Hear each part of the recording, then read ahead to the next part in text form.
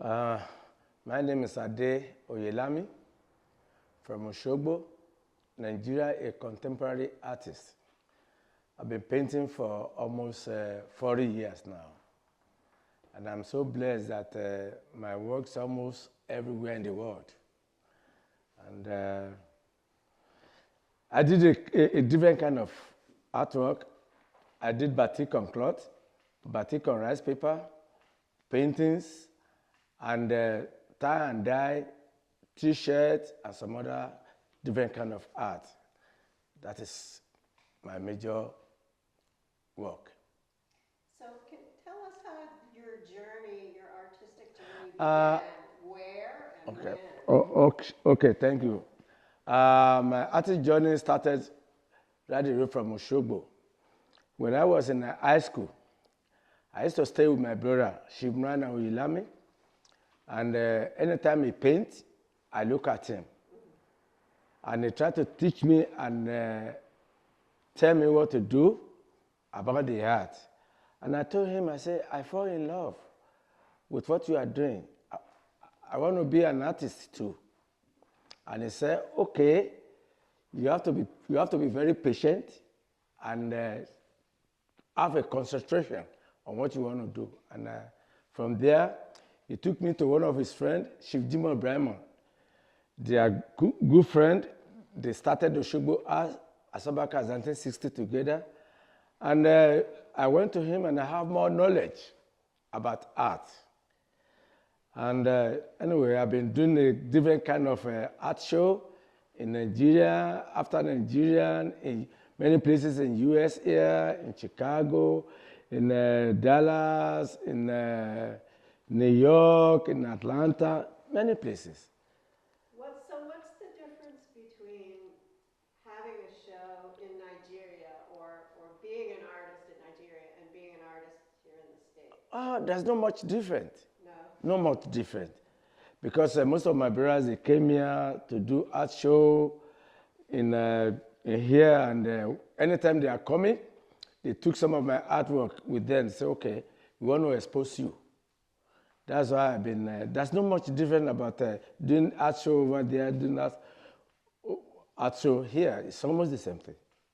That's not different. No different? No. How about the prices? The prices is quite different because when we convert the American dollar to naira, Yeah. it's a little bit higher, but almost the same, almost the same. That's why you see a lot of artists. Even though some of my colleagues back home, they are making it in art because art is really moving all over the world. They haven't traveled at all, but they are still doing the best they can, Yeah. to make some money too, and they are doing it. Right.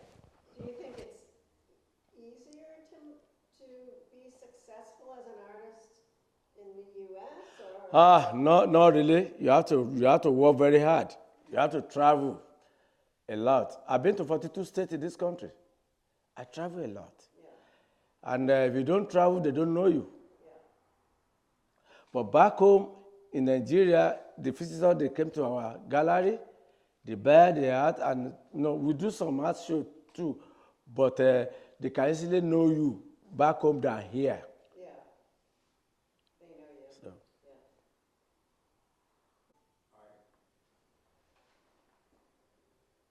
So how many years did you go to the experimental school? I stay with, I first of all started with my brother for like 5 years. Later on, he introduced me to his friend, Jimo Brahman. I worked with him for 15 years as an apprentice. 15 years? 15 years as an apprentice before I started my own Practice. practice. Oh, interesting. Okay. And when did you start traveling outside of Nigeria? I started traveling. The first time I came to this country was 1994. Okay. And since then, I've been doing back and forth. That's why I have time to travel. Yeah. And since I came back about 10, 15 years ago, I have time to showcase my art everywhere in the country. So. Mm-hmm.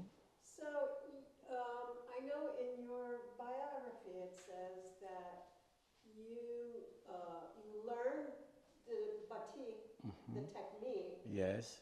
at that school, but then you made it your own. You started to do it in a different way. How was it different? Your question again. Yeah. So how is your style of batik different from your mentor's style? Back home in Nigeria, we don't really do the same thing that our masters are doing. You have to differentiate yours. Yeah.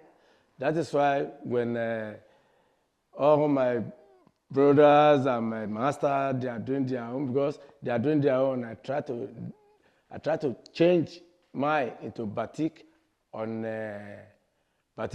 cloth, yeah, and the tie and dye. And from there, I just try to change. You know, the more you practice, the more you have the knowledge. Right. That is why I try to just change the different kind of art, so I can be famous too. Okay.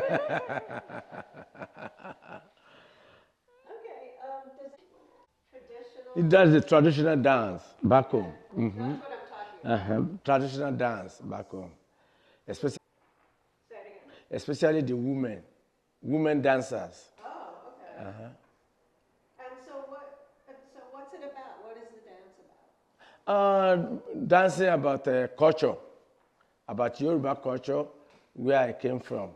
Yeah. That's how because when you are young, they are going to teach you how to dance, how to move, how to do different kind of stuff. Right. That's why I said, okay. So this is a traditional dancer. Yes. Yoruba dance. Yes, yes. What is special to you about Yoruba culture? Very, very special to me because I was born into it.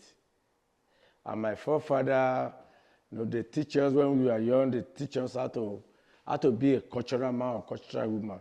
So they want us to promote the culture. Right. And I used to dance. I used to teach dance too. So. You did? Yeah, I do teach dance. I do dance. So. Okay. Mm-hmm. Mm-hmm. I think you were talking at one point when you were talking to Kenny one time. You were talking about the different tribes, different groups. Oh, we got different. And the differences between them. Like, yeah, what happened was that in Nigeria, we have three major groups: Yoruba, Igbo, and Hausa. Yeah. How do you spell the Hausa? Hausa, H-A-U-S-A, Hausa. And Igbo, and Yoruba. And Yoruba. Right. What happened that those are the three major tribes in Nigeria. We have almost 200 languages in Nigeria. Yeah. But the three major tribes are Yoruba, Hausa, and Igbo. We Yoruba, we love education. We are the most, we